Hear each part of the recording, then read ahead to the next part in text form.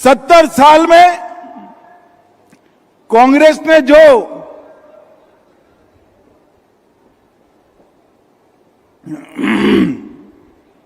काम किया उससे 6 गुना काम मोदी जी ने 8 साल में किया है।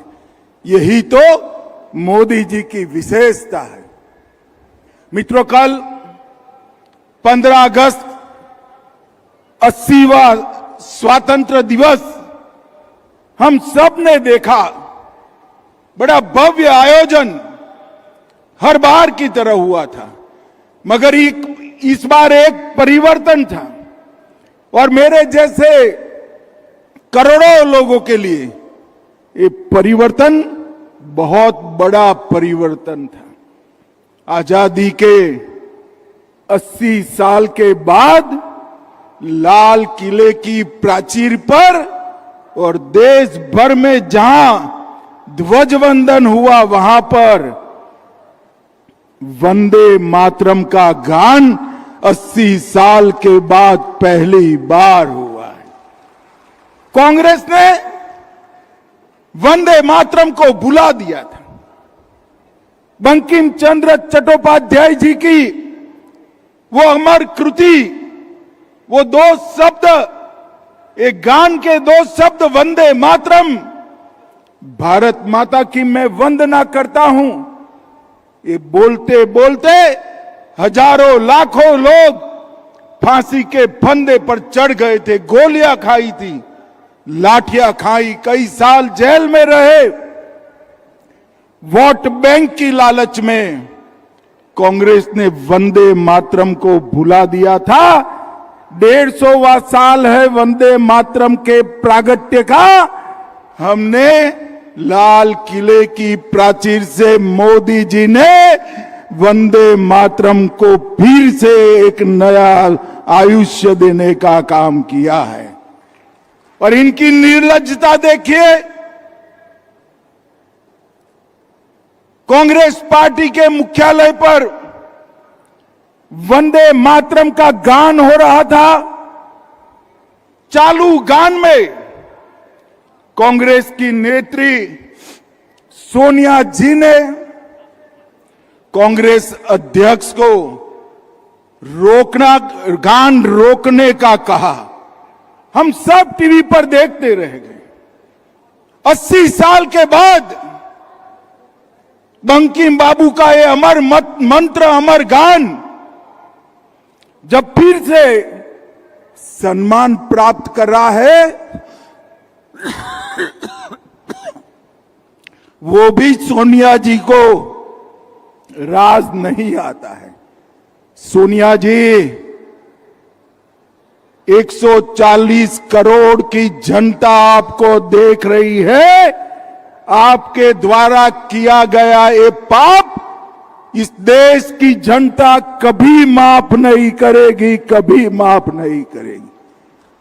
कोई स्वप्न में भी कैसे सोच सकता है कि वंदे मातरम, उसका गान अधूरा छोड़ दिया जाए?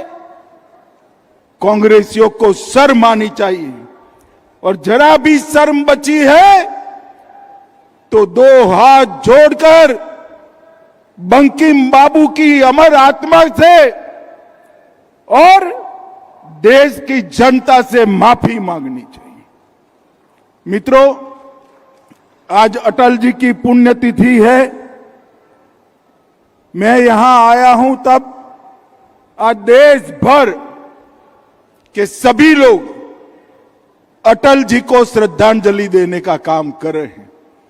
राष्ट्रपति महोदया, प्रधानमंत्री जी, सभी ने आज दिल्ली में अटल जी को श्रद्धांजलि दी है।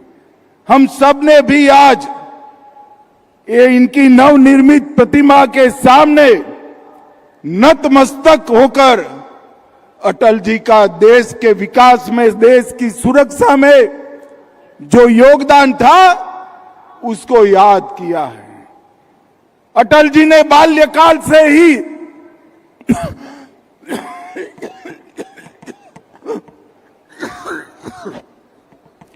अटल जी ने बाल्यकाल से ही राष्ट्रभक्ति के रास्ते पर चले, राष्ट्रीय स्वयंसेवक संघ के प्रचारक बने, जनसंघ के कार्यकर्ता बने और सिर्फ 33 साल की आयु में बलरामपुर से सांसद चुने गए। मित्रों, 40 साल तक 1957 से 1996 तक विपक्ष में रहे, मगर विचार राष्ट्रभक्ति का रहा, राष्ट्र प्रथम का रहा और ये विचार के आधार पर ही इनका जीवन चला। जेल में भी गए, लाठियां भी खाई, कांग्रेस के अत्याचारों को भी सहा, मगर कभी सिद्धांत नहीं छोड़ा। और जब अटल जी प्रधानमंत्री बने, देश में पहले ऐसे प्रधानमंत्री बने जो ना कभी कांग्रेस में रहे थे, ना कभी कांग्रेस में गए थे।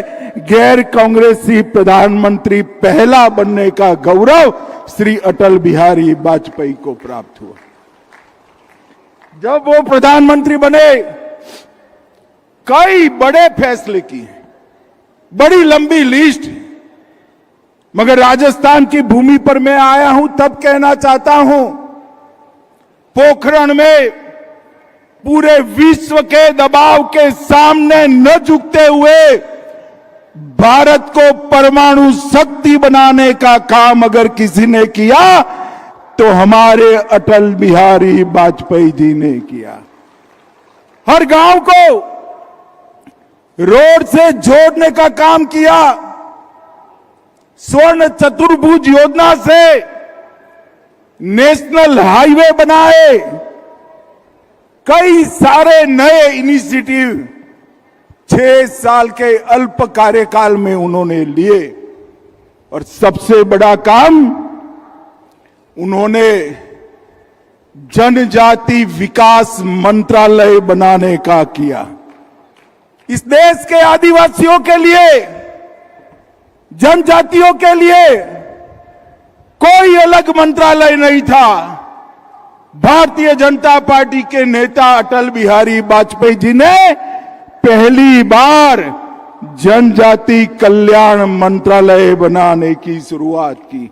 और आज देखिए साहब, उसका परिणाम, आज देश की राष्ट्रपति गरीब से गरीब आदिवासी घर की बेटी द्रौपदी मुर्मू जी आज महामहिम द्रौपदी मुर्मू कर राष्ट्रपति भवन को शोभायमान कर रही है। नरेंद्र मोदी जी ने हमेशा आदिवासी कल्याण को आगे बढ़ाया। एसटी कंपोनेंट का बजट जो 25,000 करोड़ था, इसको 1,25,000 करोड़ तक पहुंचाने का काम हमारे प्रिय नेता नरेंद्र मोदी जी ने किया। भगवान बिरसा मुंडा के जन्मदिन को जनजाति गौरव दिन मनाया। छत्तीसगढ़, ओडिशा, अरुणाचल आदिवासी मुख्यमंत्री बनाए। 10 आदिवासी स्वतंत्र सेनानियों का संग्रहालय बनाया और 772 एकलव्य विद्यापीठ बनाने का काम किया। जो शुरुआत अटल जी ने की थी, मोदी जी ने इसको अंजाम तक पहुंचाया। मित्रों, अटल जी